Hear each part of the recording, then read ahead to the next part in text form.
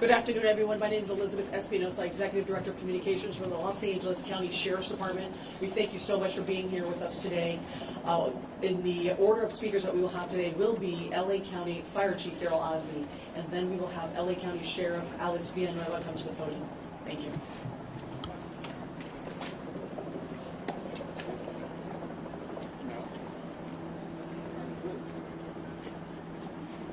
Let's go live with Chief Daryl Osby of the County Fire Department.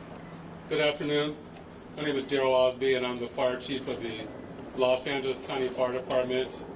I want to thank you for coming here to today's briefing of the Willow incident. Today, shortly before 10 o'clock at 9:47 a.m., the Los Angeles County Fire Department received a 911 call of a potential helicopter down in a brush fire at the intersection of Los Virgenes Road and Willow Glen Street in the city of Calabasas in unincorporated Los Angeles County. Upon arrival, our firefighters discovered approximately a quarter-acre brush fire that resulted from a crash on the hillside.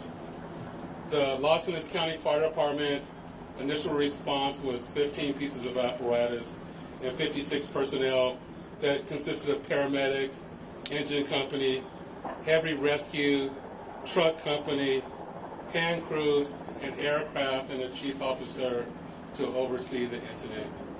Upon arrival during the incident, and upon arrival of the Sheriff's Department, our two respective departments entered into unified command to handle this incident. Our firefighters on scene indicated that there was a debris field in steep terrain with a quarter-acre brush fire that was occurring at the time. Our firefighters hiked in to the accident site with their medical equipment and hose lines to extinguish the stubborn fire, as it included the brush fire, debris from the helicopter, and the fire also included magnesium, which is very hard for our firefighters to extinguish because magnesium reacts with oxygen and water. In addition to our firefighters hiking into the incident, we had one helicopter flying to the incident with firefighter paramedics on board. Those paramedics were hoisted down to the incident early into the incident. They did a search of the area for survivors. Unfortunately, all the survivors on board were determined to have been perished. Firefighters and hand crews worked to extinguish the fire while carefully preserving the incident for investigation. Currently, this investigation is still ongoing. I would like to turn this over to my sheriff to continue the press briefing.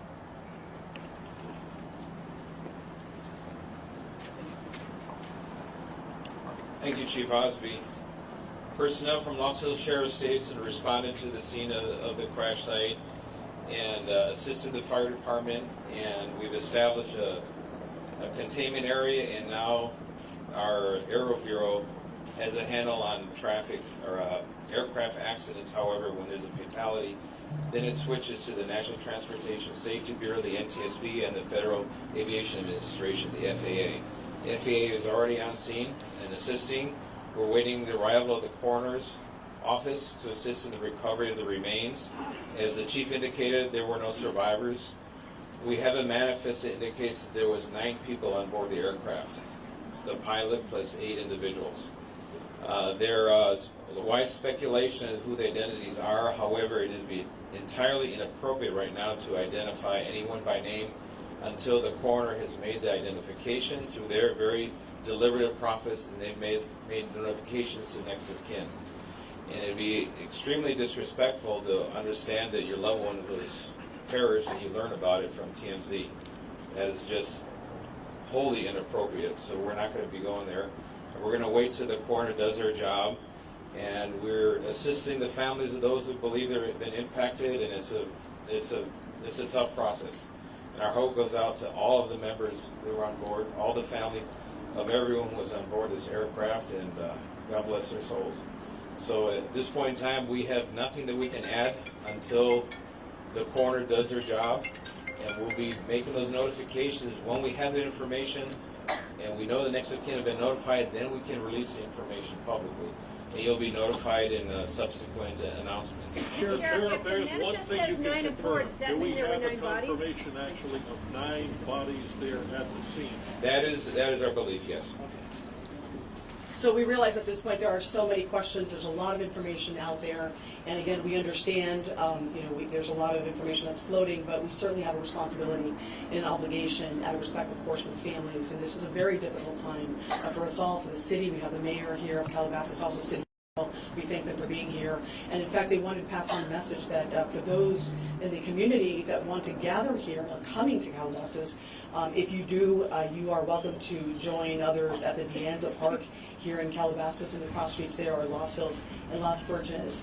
Also, the Sheriff's Information Bureau will be sending out updates as to when there will be, if there is one, a press advisory out, a notification of another press conference or any other updates through our Twitter. So please look for that. And again, we thank you so much for being here today. And again, thank you for your time. Elizabeth, Can we get a couple more questions over here? Sheriff, please. Sheriff, Sheriff, we have more. Sheriff, just a Can question you talk quickly about on if it's mechanical sealing off the failure or area. weather? We know the NTSB has to be there to do that thing. Is the public going to be able to get anywhere nearby, or is a stretch of Las Virgenes going to be shut down for an indeterminate period of time? It remains shut down for an Is it How really big of an area? Any idea? still on enough site? to keep it. You're referring to it as heavy fog.